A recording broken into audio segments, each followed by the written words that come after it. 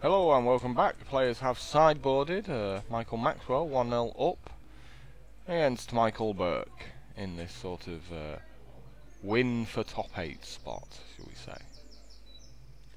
Yep, and Michael Maxwell 1-0 up, and I think he's going to be feeling pretty good about life at this point. I mean, he's in the top 8 anyway, no matter what happens. He's just literally playing at this point for going first in the top 8. I think if you could give him mid-range pretty much all the time, he'd take it.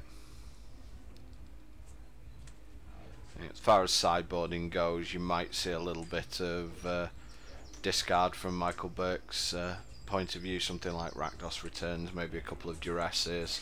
He's also got Cavern of Souls, so he might have another one in his sideboard. And Huntmasters, ahoy. So a good start from Michael anyway. The only problem for him is he doesn't have a natural source of black mana. He's only got the 2 red-green lands, and then it's the Cavern. And we can see in his hand currently he's got Vraska and 2 Rakdos Returns, so he really needs to find a source of black mana quite quickly.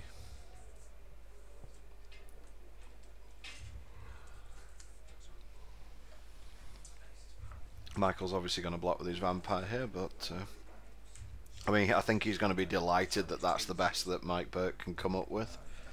Just wolf running his wolf, so he can attack Sorin. Certainly, if these boars are allowed to go unchecked. Yeah.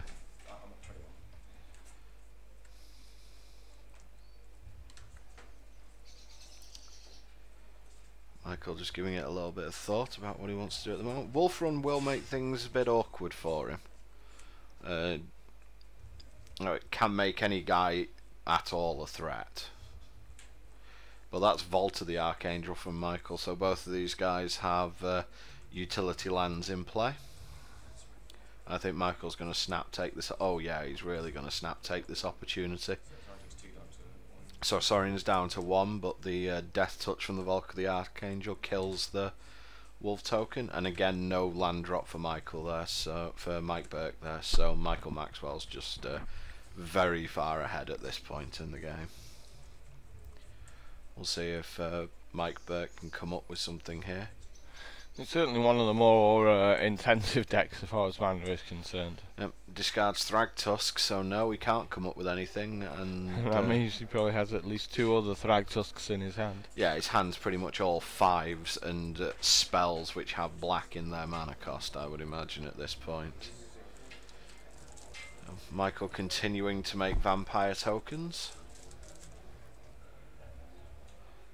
If this goes on for much longer, Michael's just going to be completely out of sight. Farseek off the top for Mike Burke, and I think that yeah, he will consider just counterspelling this, just because you obviously have a good hand, so I'm going to try and keep you off that mana as long as possible. If you had anything playable, you would have played it already. Yeah.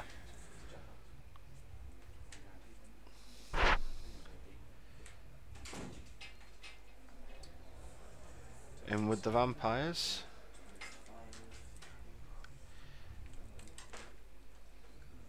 More vampires.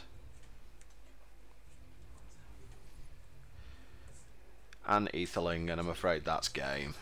Yeah, so there's no coming back from Michael from that. Anyway, if you want to stick around, we will have copies of all the top 8 deck lists. We'll also be interviewing a couple of players concerning what they're playing.